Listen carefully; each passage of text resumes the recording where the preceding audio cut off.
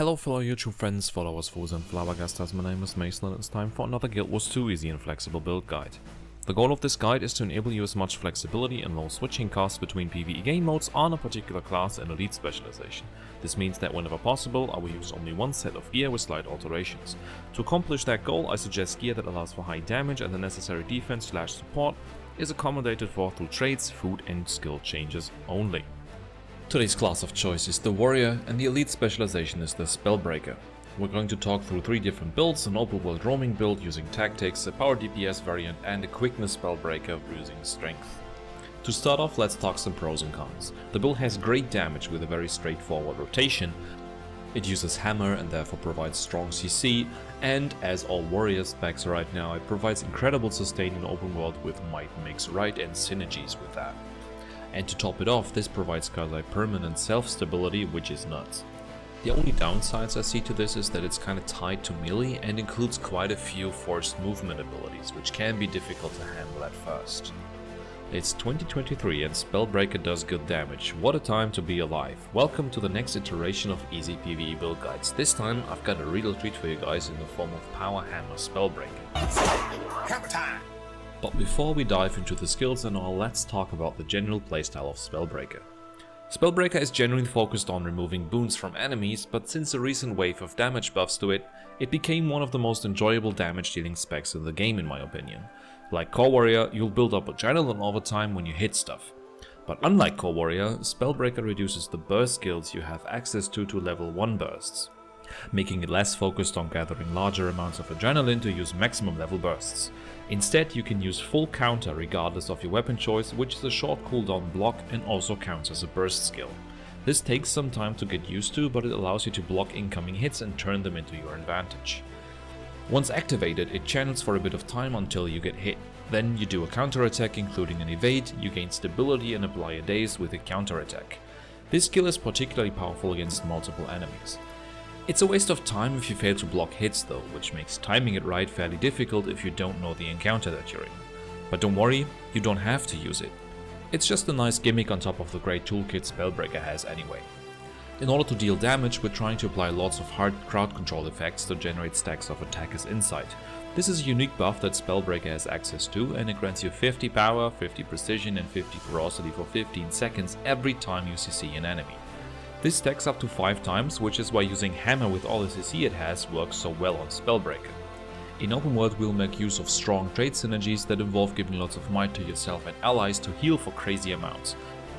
So keep an eye out for traits and skills that grant might.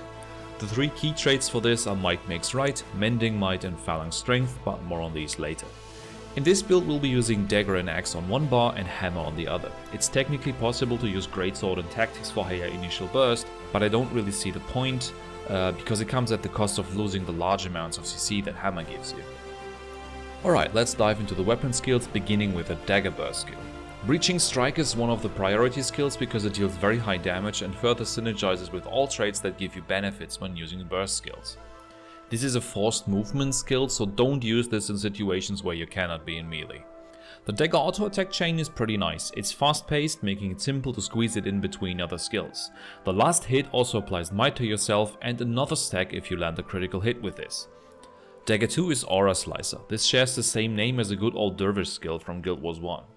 This is a skill that we will not use regularly during the rotation, but it is a leap finisher that can generate nice combos. If you put down Winds of Disenchantment, the Spellbreaker Elite, you can apply a daze with this. This will become important later on in the rotation. Dagger 3 is Disrupting Stab. This is a priority skill that will interrupt others when you use it, so keep that in mind. At first glance this seems a bit lackluster, but applying hard CCs like dazes is a core element of Spellbreaker as I said before. The short cooldown on this allows you to maintain 1 stack of attacker's insight with this easily. Moving on to Dual Strike. This is Axe skill number 4. This is a source of self-quickness that also does high damage, so we use it in the rotation. Mostly together with Disrupting Stab due to the same cooldown length. Next up we got Whirling Axe. This is a no-brainer skill with a long cast time that does great damage including cleave. It makes you vulnerable to incoming attacks because you cannot do anything else in the casting window, so keep that in mind. Okay, now it's really hammer time. The Hammer Burst skill is Earthshaker. Aside from the burst skill benefits this grants you, it does great damage and applies a stun. This therefore also stacks up attacker's insight. This is a leap skill with an AoE telegraph, so it can be kind of annoying to use if you use action cam like the peasant player in this video. It's also a blast finisher, so it'll come with a few neat benefits if used inside your own or external combo fields. The hammer auto attack chain doesn't really do anything interesting, just use it as a filler whenever you don't have the other skills available. Hammer 2, Fierce Blow, is a very strong skill against boss type, aka Defiant enemies, because it does insane damage against them. It's priority number 1 while on hammer. Hammer 3 is the last priority, but still much better than auto attacking. Hammer 4 and 5 both apply hard CCs, so they also stack up attackers inside. These paired with a burst skill make Hammer so powerful on Spellbreaker because you maintain so many stacks of attackers inside. Hammer 5 has the neat side effect of recharging Hammer 2 on successful hit. This is why we'll always use it after Hammer 2, so we can recast Hammer 2 directly after it. Okay, moving on to utilities. The heal skill of choice in group content is To the Limit. This heals you for large amounts and has the nice side effect of filling up endurance and all the adrenaline. This makes it a good skill to cast before engaging combat, so you can start with burst skills ready to cast. For open world, Defiance Stance is really powerful. It does not only ignore the damage you take for 4 seconds, it also heals you for it. It's basically God mode for 4 seconds, so make use of it in high pressure situations. Next up we have either Bull's Charge or Ban of Strength. Bull's Charge is really good for group content because it synergizes with Peak Performance, giving you 10% damage for 6 seconds after you use it, plus a stack of attackers inside through its knockdown.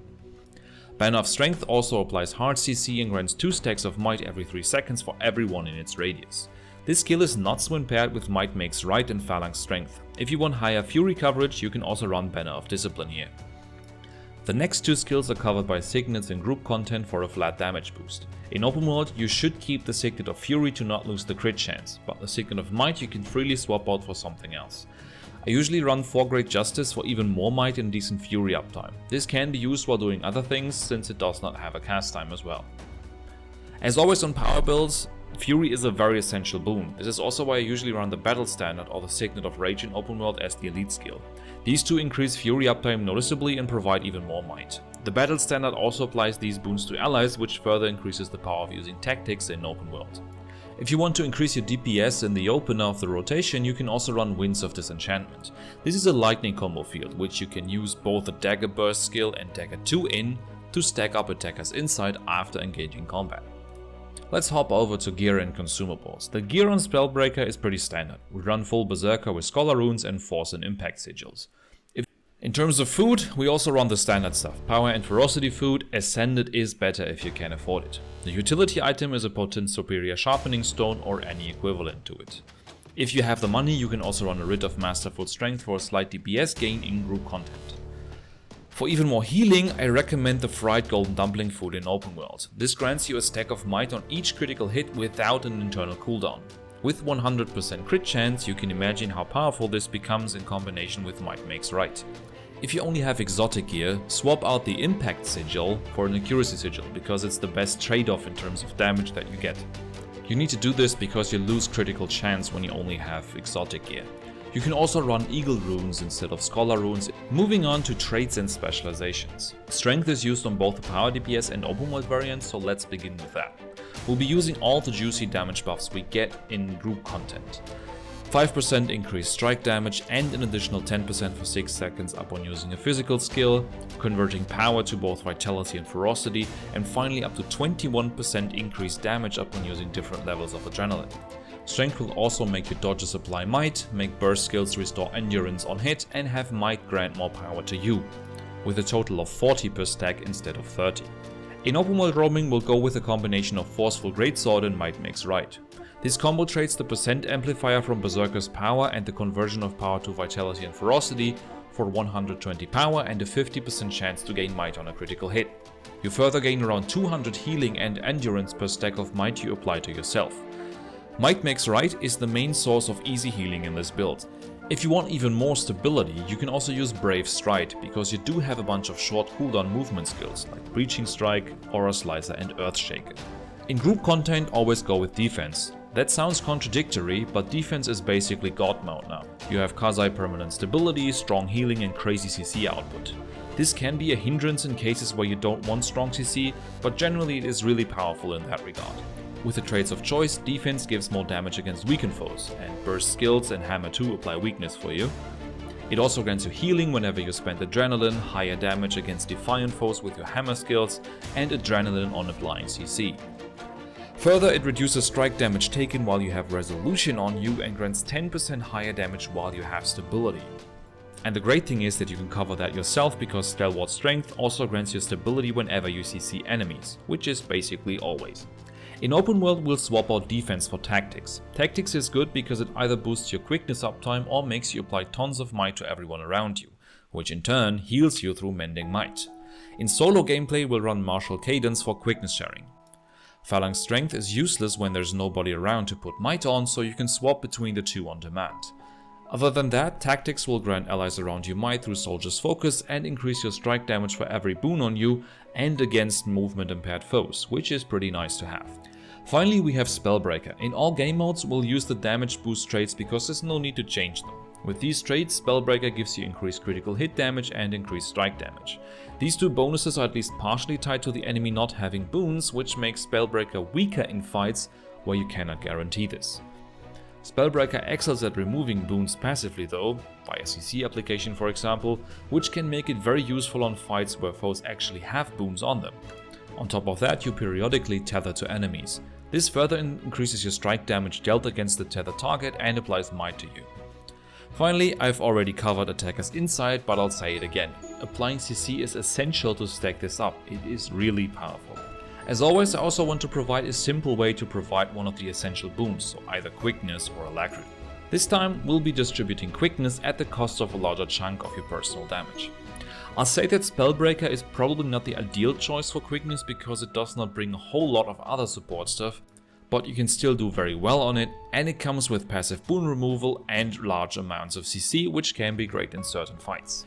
Part of the problem with support on Spellbreaker is that you have to run Discipline to provide quickness via banners. Discipline, however, is much worse for damage compared to Strength, Tactics or Defense. With Discipline, each banner will apply quickness on its initial placement, and Banner of Tactics will apply additional quickness. I mostly use Banner of Tactics, Banner of Strength, this stacks up Attacker's Insight, and Banner of Defense for the ages it provides. With 3 banners and using Strength, you reach enough quickness uptime by putting them down on cooldown. This, however, comes at the cost of critical chance since you cannot use the Signet of Fury. Consequently, you'll have to acquire the 180 precision from elsewhere. If you do this, you can put an accuracy sigil on an assassin's axe for the offhand and using precision food. Or also you can use eagle runes again. On the upside, this allows you to flexibly slot another banner that applies either Aegis or Fury. To maintain quickness either way, just make sure to use banners often enough. Also keep in mind that X4 applies quickness to yourself only, so testing uptimes can be skewed if you use this.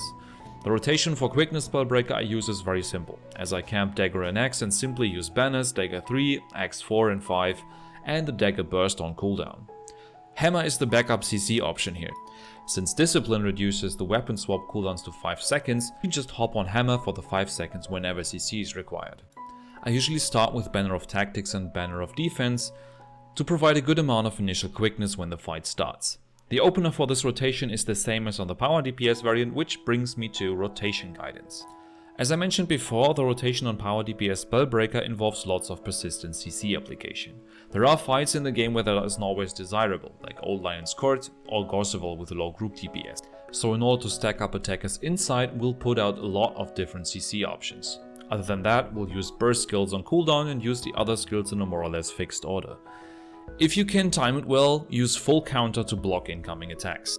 For the opener, we'll do To the Limit first to fill up adrenaline and then use Winds of Disenchantment. This places a lightning field in which we'll use both a Dagger Burst skill and Dagger 2. They are leap finishers and apply dazes in the lightning field, stacking up AI quickly. Then use Dagger 3, 4, Axe 5 and Bolt's Charge. You should have 4 stacks of AI by now. Then swap to Hammer. On Hammer, always use Hammer 2 first. This allows you to get in 3 casts of it easily. Then use the Hammer Burst, Hammer 4 and Hammer 3. As soon as Hammer 2 becomes available again, use it, followed by Hammer 5 to reset Hammer 2 immediately. Then again use Hammer 2, Hammer 3 and the Burst skill. Then swap to Dagger and Axe. Here always start with Dagger 3 and Axe 4 in combination. This is so we can squeeze in another 2 casts of them before swapping back to Hammer. Then use the Dagger Burst followed by Whirling Axe and Bolt's Charge. Use Dagger Burst when it's available again and wait for Dagger 3 and Axe 4 to come off cooldown. After using them, swap to Hammer and repeat the Hammer loop. This rotation flows very well and results in strong damage and great CC output, allowing you to maintain at least 4 stacks of AI at all times. Part of the convenience is the permanent stability this puts out, allowing you to ignore many mechanics without relying on external boon supply. One downside of this rotation is that it involves frequent casts of forced movement skills, since both burst skills are cast 2 times. So try to remember this when you do bosses that punish being too close to them at times. You can change the order of some of these skills as you find convenient, and the timings and pace can be improved quite a bit compared to what I do here, since the benchmark is about 10% higher. Alright, that is it for today. I hope this video made you want to try out Spellbreaker. Feel free to like and subscribe for the YouTube algorithm. See you next time and happy smashing!